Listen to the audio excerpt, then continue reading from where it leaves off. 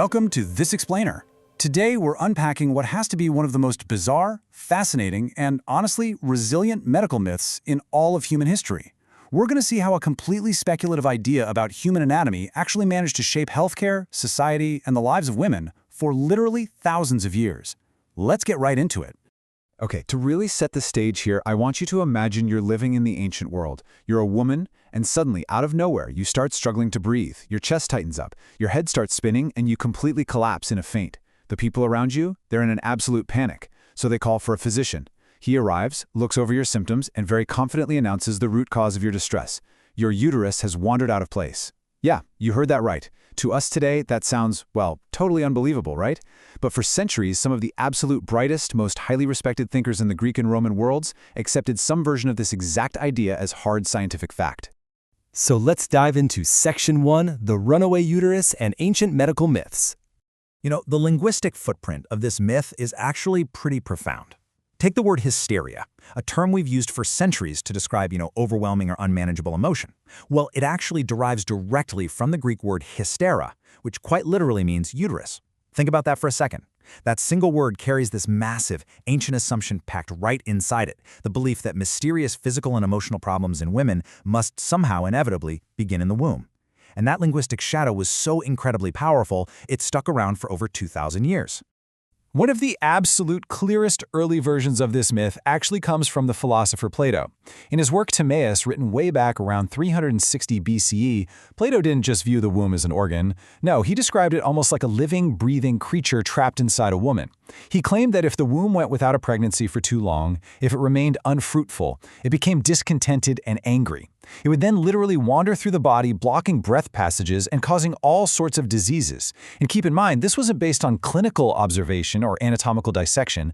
This was a highly speculative, philosophical guess just to make sense of symptoms they didn't understand yet.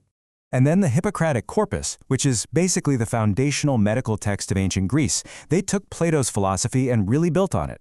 They proposed that the uterus could actively move around, actually bumping into other organs. They believed that if the womb moved upward and pressed against the lungs or diaphragm, it caused what they called hysterical suffocation, which explained the choking and fainting. Plus, this was deeply tied to ancient humoral theory, right? That's the idea that health required a perfect balance of bodily fluids. So doctors speculated that a womb deprived of moisture or sexual activity would become dry or light. And because it was so dry, it would detach and float upward, roaming the body on this desperate search for the moisture it lacked. Moving right along to Section 2, treating the wandering womb. Let's look at some ancient therapies. By the 2nd century CE, physicians had taken this wandering womb idea to an absolute extreme. Take the physician Aretaeus of Cappadocia. He offered this incredibly vivid description, basically calling the uterus a female organ that closely resembled an animal, claiming it was altogether erratic. He honestly, truly believed it could move up, down, and sideways within the body. At this point, this wasn't just anatomy. This was basically myth-infused medicine. They were treating an internal organ like it was a restless, roaming animal living inside another living body. It's wild. And because doctors like Aretaeus thought this animal-like womb was super responsive to smells, they actually developed scent-based therapies. It worked like this. They would place wonderfully sweet fragrances, things like myrrh or cinnamon, near the vagina. The idea was to attract and draw the wandering womb back downward. But at the exact same time, they would hold incredibly foul odors. We're talking burnt wool, feathers, or raw garlic, right near the woman's nose. The goal was to actively repel the womb and drive it away from her upper body. To them, this was a totally sensible, perfectly logical medical treatment. Now, the standard ancient toolkit went beyond just those scent-based fumigations. Doctors also used medicated vaginal pessaries soaked in herbs, and they would literally wrap super tight bandages around a woman's abdomen to physically force the uterus to stay put. But take a look at step 4 here. The ultimate, absolute best preventative cure they prescribed was marriage, regular sexual intercourse, and pregnancy. This is huge because it profoundly tied a woman's fundamental physical health directly to her social and reproductive duties. Medicine was explicitly, undeniably reinforcing the societal expectation that a woman's primary, almost exclusive purpose was to reproduce. All right, Section 3, Skeptics and Shifting Theories. Let's see how people started challenging the myth. Believe it or not, there were actually some skeptics out there. In the 2nd century CE, a really well-respected physician named Cyrenus of Ephesus wrote a major work on gynecology, and he went right after the idea of a wild, roaming womb. He argued that the uterus didn't act like some frightened animal fleeing bad smells. Instead, he made the smart point that things like inflammation and constriction were far more likely to explain a woman's distress.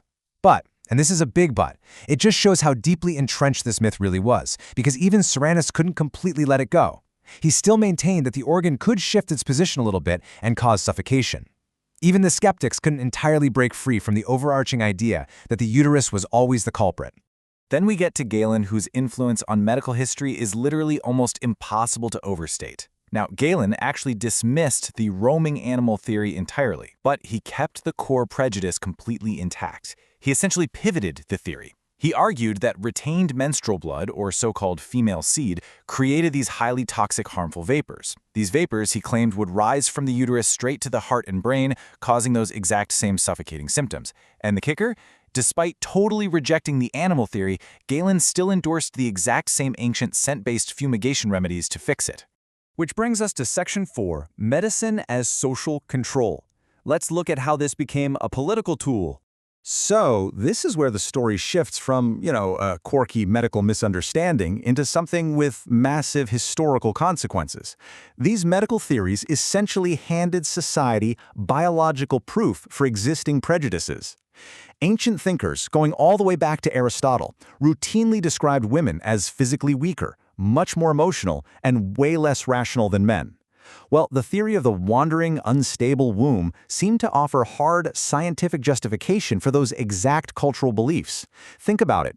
If a woman's own body was fundamentally designed to throw her mind and emotions into total chaos, then men could easily justify shutting women entirely out of education, politics, and public life. They could just frame it as natural and protective.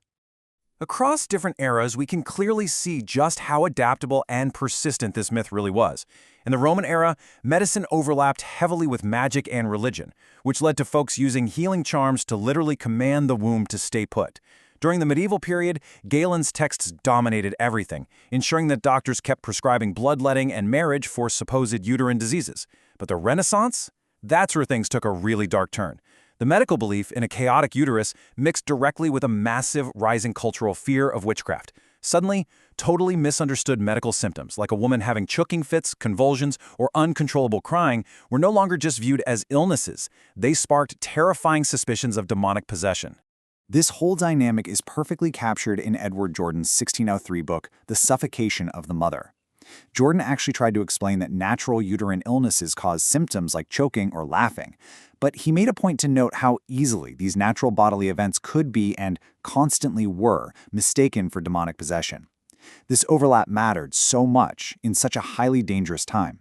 It proves just how deeply a medical myth could be weaponized, whether intentionally or not, as a political and social tool to control women, subjecting them to extreme suspicion based on absolutely nothing but misunderstood biology.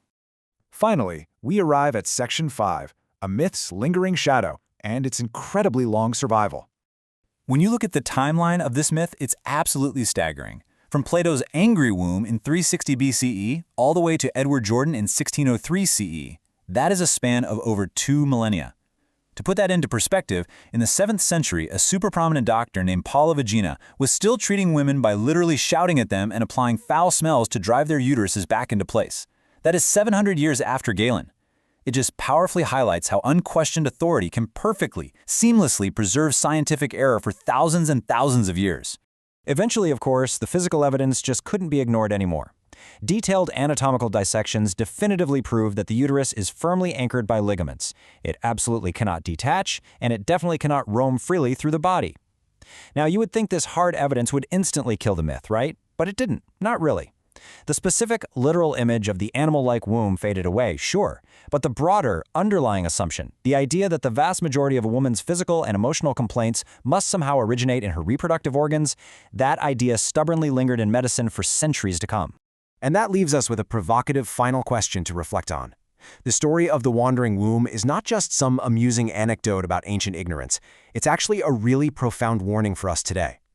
If a medically impossible, phantom organ could successfully guide healthcare, dictate medical treatments, and enforce societal control for 2,000 years, we have to ask ourselves, what contemporary cultural biases might be quietly hiding inside our own unquestioned science today?